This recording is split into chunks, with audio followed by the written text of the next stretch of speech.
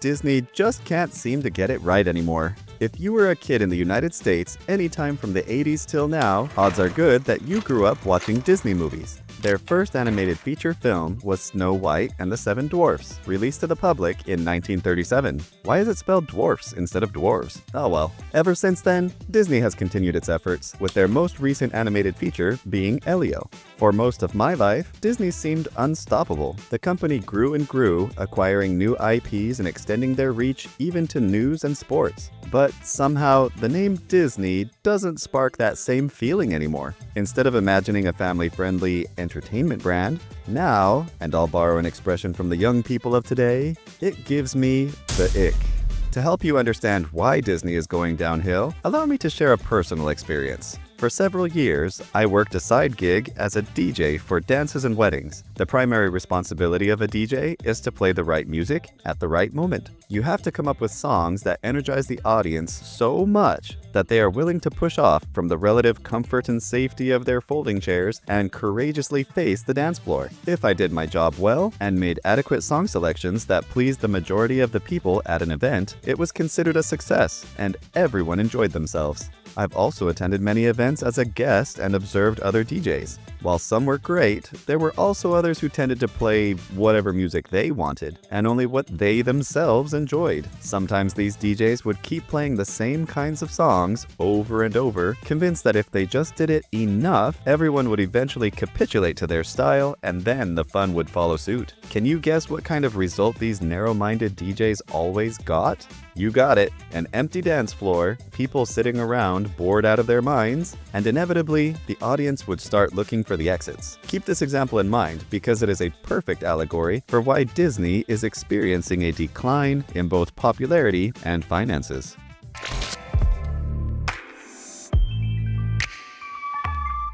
In order to appreciate Disney's fall, you have to understand Disney's rise. Here's a quick look at the timeline of their important modern acquisitions. 1993, Miramax Films. Now they're not limited to kids' movies. 1996, Capital Cities/ABC. Now they can influence the news. 2006, Pixar Animation Studios. Now they have a successful new way to animate their movies. 2009, Marvel Entertainment. Now they can tap into a successful IP that's on the rise. 2012, Lucasfilm. Now they can tap into a longtime beloved IP that holds the prospect of big money. 2019, 21st Century Fox. Now they can create even more programs for primetime television and beyond. 2019 to 2023, Hulu. Stakes purchased a chunk at a time. Why do one streaming service when you can have two? So Disney invested into various franchises that were already popular, vastly increasing their earning potential. It explains the increase in stock value during the 90s, 2000s, and 2010s. Seems like, for a while, Disney understood what its customers liked and they worked to tap into that source of wealth. Now, when doing any kind of investigation, you should always follow the money, right? Today, I'm using stockanalysis.com. First, the statistics. The Walt Disney Company. As of November 13th, 2025, the market cap is $195 billion. Enterprise value, $232 billion. Sounds pretty big. Now we're going to look at analyst forecast. It says by the consensus is that it's a strong buy. All right, sounds pretty good there. Share statistics. Owned by insiders, 0.02%. Owned by institutions, 73.38%. Makes you wonder who's calling the shots or who's making the creative decisions. Would it be by the insiders who don't really have a large stake in everything? Or would it be by the institutions who own most of it? Not really sure which way it falls there, because if you want to make money, you would think that their creative decisions would have leaned more towards, effective things instead of pushing agendas. All right, what if we go over to the scores? As of November 12, 2025, it reported an Altman Z-score of 2.42. It also carried an explanation that a Z-score of under 3 suggests an increased risk of bankruptcy. Funny how today it's completely omitting both of those things. Not applicable. Indeed. Sure, it's not applicable when it doesn't look good. Okay, now let's check on Disney's stock history. This is pretty cool because you get a simple visual that basically allows you to interpret Disney's popularity over the years. If you see the humble beginnings all the way back to 1962, the significant growth happened during the 90s and 2000s, and then a massive increase in the 2010s. Look at that. The company peaked during 2021, but in 2022, right there, that's when we start seeing a rather large backslide to the pre-COVID numbers, more or less. And this got me curious. What did Disney do to get the highest stock prices? And then what did they do to deserve the lowest? Well, let's find out, shall we? The 2010s climb. This time period can be remembered for some of Disney's biggest hits during my lifetime, such as Brave, Tangled, Frozen, Maleficent, Cinderella live action, Moana, Coco. Low, March 2020. Well, it's understandable. Everybody struggled that year, even Disney. It was the time of the cough cough, mask mask, jab jab. Highest, March 2021. At this point, some of Disney's most recent releases were Raya and the Last Dragon, Soul, live-action Mulan, and Hamilton. The year ended on some high notes with Luca and Encanto. But even then, the winds of public opinion were changing. So, what happened in 2022 that caused such a fall from grace? After acquiring so many beloved IPs and raking in money for decades, why did viewers start abandoning Disney Plus and Disney content in general? It seems that the gargantuan mouse company became so full of hubris that it forgot the first rule of entertainment: know your audience.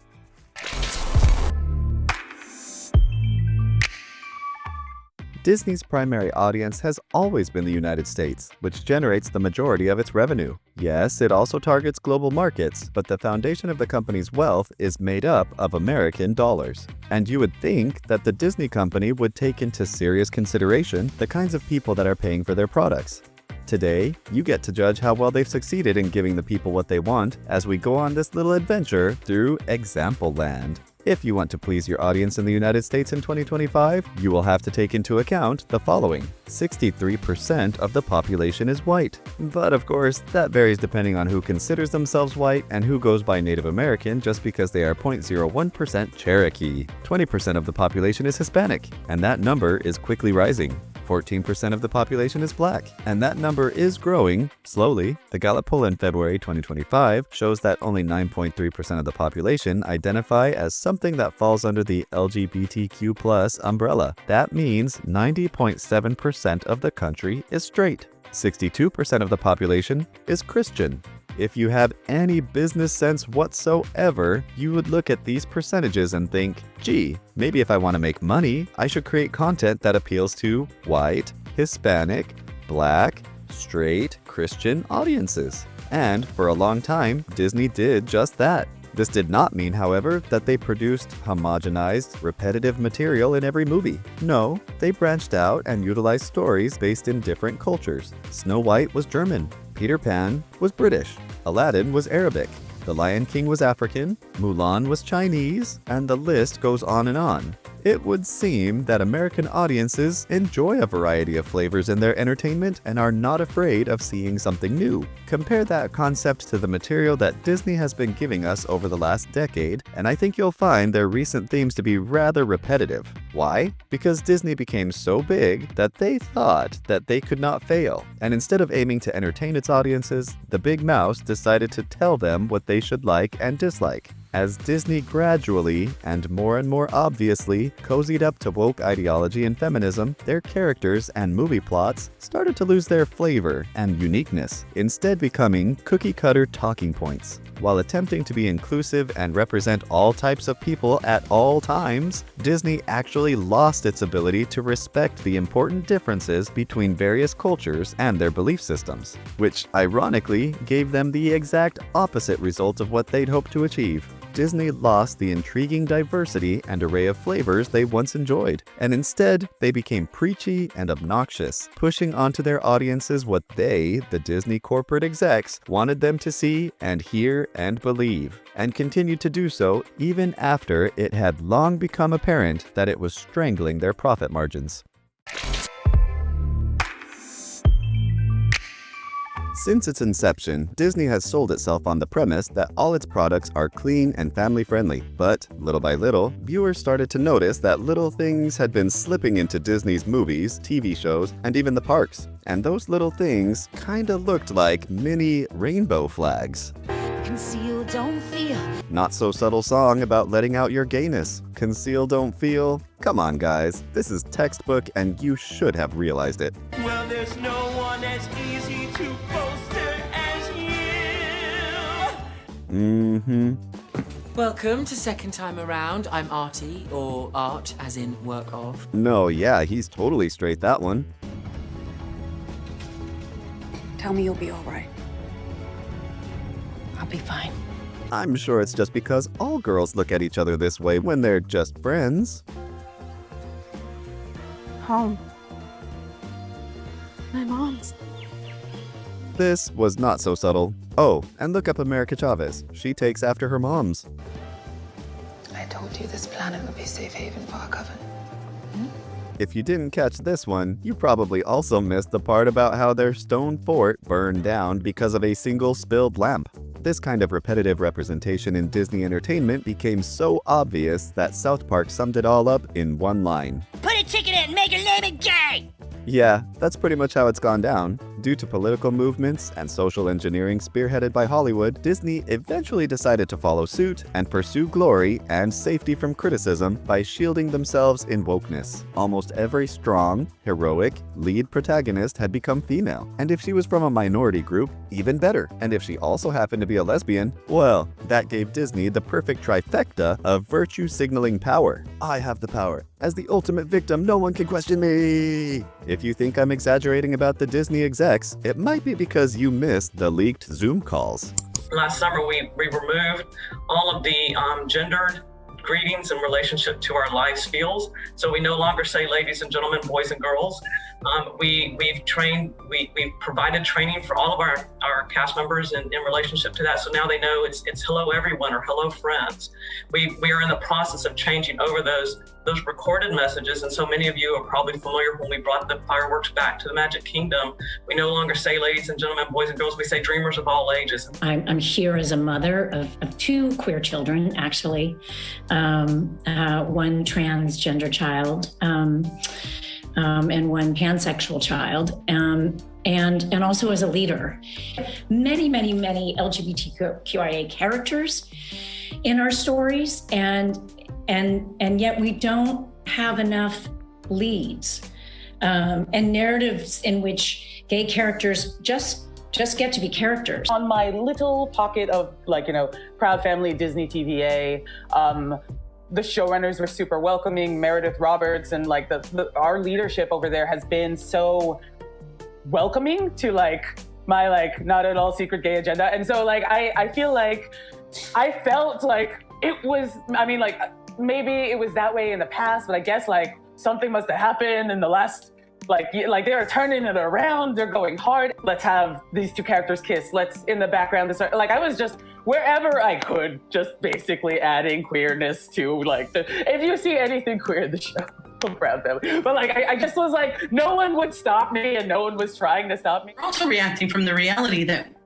when they can erase you, when they can criminalize your existence, when they can demonize who you are, the next step is to criminalize you and take your kids. And we're already seeing that in Texas. So the slippery slope between these ugly messages, emanating from legislative leaders in our state, and then amplified by our governor, whose spokesperson immediately began calling everyone who opposed this bill groomers, AKA pedophiles. Yeah, I've had the privilege of working with the Moon Girl team for the last 2 years, and they've been really open to exploring queer stories. And so I put together a tracker of our background characters to make sure that we have the full breadth of expression. And we got into a very similar conversation, Carrie, of all of our gender nonconforming characters are in the background. Apologize for not being the ally that you needed me to be, and committed to ensuring that our company lives up to its values. Which is? So the fact is that there have been individuals high up in the Disney hierarchy that intentionally support and push for LGBTQ+ representation in their media products is beyond dispute. The idea of a gay agenda can no longer be repudiated as conspiracy when a company like Disney gets caught actively planning for exactly that. To Disney execs, the tough, empowered, minority lesbian archetype was their way of righting all the world's wrongs and signaling to everyone how virtuous and modern and inclusive they are. It all culminated in 2024 with The Acolyte, which checked all the boxes. Strong female protagonists, female lesbian minority witch coven, and weaker male counterparts. Except for when they're evil, but even those ones were pretty wimpy. This was it. This was the pinnacle of what Disney execs wanted to see on their big screens and streaming services. Only problem was, you guessed it, nobody else wanted to see it. Disney execs were once again hoisted by their own petard, and all because they decided that instead of giving the audience what it wanted, they were going to tell them what they wanted. And what made the situation even more pathetic and hilarious was how hard everybody tried to cover for them. It's obvious why The Acolyte was cancelled, and it isn't any woke agenda. Disney executive reveals why The Acolyte was cancelled after one season. It wasn't where we needed it to be given the cost. Just look at this juicy little article. The real reason the Star Wars series The Acolyte was cancelled. The Acolyte was relatively well received by critics, earning a 78% approval rating on Rotten Tomatoes, but was notoriously review bombed by bigots who whined about the show's deliberate racial diversity, the presence of queer characters, and the lack of nobility among the Jedi. Because of this, the audience rating on RT was a mere 18% based on a whopping 25,000 reviews. Many assumed that the lukewarm response, paired with the noisy, bigoted whining, and presumably less than stellar viewership, led to Disney canceling the series after only one season. Indeed, there are likely many reasons The Acolyte was canned, although a new report from Forbes reveals the biggest reason of all. The Acolyte cost an overwhelming $230 million to make. The consensus by those defending the show was that it wasn't the show's fault. All the Star Wars fans were just bigots, and it didn't fail due to the bold representation of lesbianism and neutered male characters and the attempt to frame the Jedi as bad guys. It failed simply because it was just too expensive to produce. Too bad the Rings of Power didn't use that excuse and quit while they were ahead. That one cost around $465 million for season 1 alone, and they still won't stop no matter how much fans hate it, because they girl-bossed the series and played willy-nilly with Tolkien's foundational lore. Viewership dropped by 2/3 by the end of the first season, and season 2 statistics were 60% worse. And yet, they soldier on towards season 3. Ugh, but I digress. In 2022, the year of the leaked Zoom calls, we were also greeted with products like Lightyear, which featured a montage of a lesbian couple raising a child. Then Hocus Pocus 2, which focused on a more positive view of witchcraft being practiced by young girls. It also featured a gay male couple, a trans male school counselor, and several trans women in a costume competition. Both movies were total flops with the public. So, despite the fact that Disney execs truly believe in their cause, it hasn't brought more success to the company and its bottom line. Just like a bad DJ, Disney was playing the same song over and over, hoping that repetition would force listeners to start dancing to their tune. Things didn't get much better from there. We continued to get more live-action remakes that nobody wanted, such as The Little Mermaid. This one was a perfect example of the race swap. In a bizarre attempt to show that Disney was diverse at all times, the company took the originally light-skinned and red-haired Ariel character and cast her as black in their 2023 live-action remake. Why? Because it wasn't vogue to have white people as the main protagonist anymore, and Disney was going to make sure that everybody saw them as the most racially sensitive creator in the land. Only, it basically turned them into a laughingstock worldwide. It was discovered that, though the company proudly advertised a black Ariel as they continued their virtue-signaling crusade across the United States, for some unknown reason, they changed the movie poster's design in China so that the mermaid's skin color was unrecognizably blue, so that Chinese citizens wouldn't know what she really looked like until they were already inside the theater. It's as if they guessed that the race swapping of a well-known and well-liked character would get negative backlash from a decidedly not woke Chinese audience.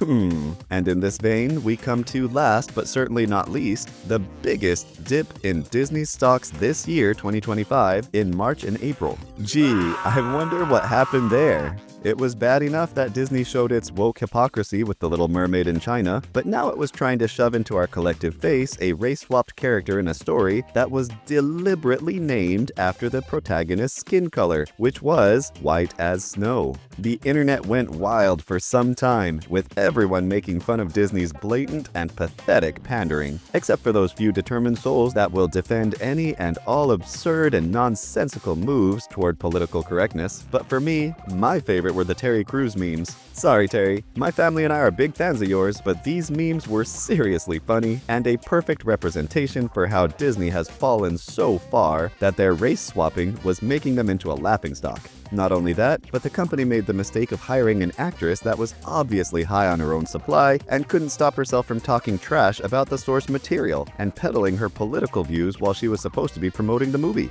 I mean, you know, the original cartoon came out in 1937, and very evidently so. There's a big focus on her love story with a guy who literally stalks her. Yeah. Weird. Super weird. So we didn't do that this time. Zegler also made a point about degrading the role of the men in the story, which leads me to our next point. I'll just say that as a kid growing up in the 90s, shows like The Lion King, Aladdin, and Beauty and the Beast were da bomb. The music was original, and the artistic styles were awesome. Up through that time, Disney's products were universally loved, and I remember lots of households boasted large VHS collections of Disney movies. But, as I've already stated, Disney gradually became infected with the gangrenous bacteria of feminism and wokeness. Let's not forget how they vilified straight men for over a decade and pushed feminist ideology. Their writers really went out of their way to create stories where the male characters are of lesser importance, less masculine, and less intelligent than their female counterparts. Don't believe me? Well, let us remember a few examples, shall we? Frozen. The love of the two sisters is stronger than any other. Kristoff is a side note, and Hans was evil. Aladdin. Princess Jasmine's song about being a strong, independent woman who won't be silenced no matter what. Maleficent. The kiss of the prince is insufficient to restore Aurora to life, because why should the love of a man be worth anything? Hocus Pocus 2. This one is one of the best worst examples of what I'm talking about. Every male character in this movie is a complete dolt, ranging from foolish to hyperactive to the embarrassingly effeminate. I did an entire episode about Hocus Pocus 2 if you want to know the full scope of that catastrophe. Before I go on, and to show you how badly times have changed, let's give ourselves some perspective and look at some of the movies that got the ball rolling for Marvel and Star Wars. I'll be honest, I didn't know anything about Marvel characters growing up, but it was when movies like Thor, Iron Man, and Captain America went mainstream that I, like so many others, started to pay attention. Here were clever and valiant men facing down evil under a variety of tough circumstances, overcoming their flaws, and ultimately achieving victory in the name of good. With Star Wars, of course, it was an original trilogy that got everyone fired up about outer space, the concept of the Force and light side versus dark side, and fighting for freedom against tyranny. Later, some people didn't like episodes 1, 2, and 3, but I still contend that it illustrated important lessons about the dangers faced by a republic and how we should safeguard against similar things happening to us. Yeah, it had some goofy lines. I don't like sand. But it also had a lot of important lessons to convey as well. That's my stance, and I'm sticking to it. Anyway, back to the Marvel Universe, which has become so soaked in feminism that it's been nicknamed the MCU. At some point, things evolved to where just about every powerful character now had to be female, and some were so OP that they didn't even have to work to control their power. Case in point, Captain Marvel and She-Hulk.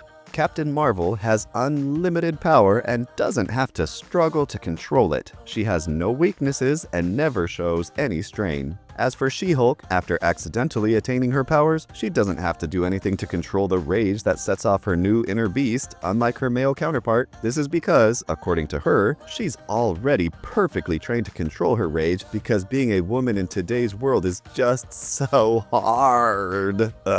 I could have enjoyed the rest of the show if it had not been for that obvious, "we have things so much harder than you" monologue. It was obnoxious, and we all know it. How about more examples? Avengers Endgame. Girl bosses coming together to save the day during the final battle. I'm telling you, the men in the audience were not that impressed. The Marvels. This is literally everything the male audience hates. When Marvel's early heroes faced danger and adversity, it took strain and courage to face it down. In the Marvels, Captain Marvel flies through a sun without breaking a sweat. There were no stakes for her. She just did it and even seemed bored afterward. And that's just in the MCU. What about Star Wars? Disney acquired Lucasfilm back in 2012. What did they do to this IP since then? Well, they made Rey, a strong female warrior, versus her weakly male counterpart and Force twin, Kylo Ren. Also, admit it guys, The Force Awakens was just a carbon copy of A New Hope. The stakes, the scenarios, the characters, there's little to no originality here. I never could understand why people like this movie. It left me feeling very let down and irritated because while there exists a veritable library of lore out there, Lucasfilm decided to give us a regurgitated dog bone dug up from Star Wars glory days. And somehow, many fans still fail to realize this. Anywho. The Last Jedi wrecked Luke Skywalker's legacy for no reason and tarnished the reputation of the Jedi forever. Andor.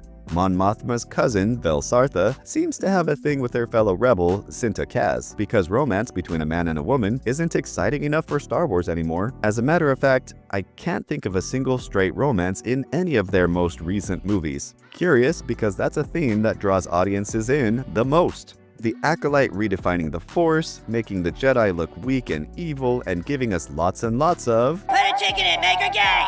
But we've already covered those grounds. The common theme here? In the Marvel and Star Wars universes, men were now portrayed as weaker, dumber, and thus beholden to their stronger, more powerful female counterparts. And although it took a while, a lot of the male audience finally took the hint and decided to walk away. And while Disney won't explicitly state how they failed their male audience, they are slowly starting to come crawling back to the straight males for their money. Disney switching focus to men after multiple box office disappointments. Disney's boy trouble, studio seeking original IP to win back Gen Z men amid Marvel, Lucasfilm struggles. Disney chased men out of Marvel and Star Wars. Now they want them back. According to this MSN article, some of the reasons Disney is hurting financially is because it pushed away Star Wars fans, 65 to 70% of which are male. And all this happened after Kathleen Kennedy pushed the idea that the Force is female. Then the MCU backlash. Same problem. Marvel focused on strong female leads when 60 to 65% of its audience is male. How strange. After years of illustrating to the world that Disney sees men as expendable, weak, stupid, and less valuable than women, the men finally raised a collective middle finger and walked away. Gee, who could have seen that coming? It's as though bashing half the human race is a bad idea for business after all. My only question to all the men, after seeing our treatment by Hollywood throughout my entire lifetime, and not just from Disney, is this: what took you so long? As a consequence of the anti-straight man portrayals, the race swapping, and the incessant waving of the rainbow flag, Disney's stock plummeted during 2022, and the company has never been able to recapture the height of popularity that it once enjoyed. Disney execs have got to be absolutely flailing about trying to figure out what to do. Could it possibly be, and this is just speculation here, but could it possibly be that Disney is trying to sell their political and ideological beliefs to the wrong audience? Have they forgotten entirely that it is not their place to preach, but to entertain? Have they forgotten that if they desire the people's money, they need to make something that the people actually want? And not only that, but they have often, historically, added these controversial themes in a sneaky way. They attach these kinds of characters and ideals to previously successful IPs which had nothing to do with it, and thus subvert things like Star Wars or Marvel or their own family features, making them into something they were never intended to be. Being sneaky with your intentions is exactly why Netflix is in so much hot water right now. They weren't making gay movies for gay people, which is at least open and honest in intent. No, they were sneaking it into children's programming like Cocomelon. Hopefully, they get busted hard, legally, for trying to target children that shouldn't have to deal with these kind of grown-up controversies. But back to Disney. As a company trying to make money, when you try to force these things into so many of your new projects, and they flop, why do you keep trying? How much money can you afford to lose? Your customer base is, or was, largely comprised of men and a very large number of families that include a straight mom and a straight dad and their children. These kinds of customers don't care for what you're pushing. They don't want it, and yet you do it anyway. So there's no one to blame but yourselves for failures at the box office and online reviews. It's called listening to your audience. Listen to what they want. Don't tell them what they want. No one has to watch your stuff. No one has to be a fan. Nobody has to approve of your every decision. It's hilarious to see your actors, actresses, directors, and producers blame the audience and call them bigots for not liking what you're selling. You've forgotten that you're a business, not a religion. If your product was so great, you wouldn't need to berate anyone because you'd already be enjoying success and rolling around in a bed of money. Believe me when I say, it's not me, it's you. Disney people, if you want positive feedback and money from the general population, you will have to do your market research. And like I once did as a DJ, look at your audience and find out what they want, what they like. Because if you don't give your audience what they want soon, you will end up with no cash and an empty dance floor.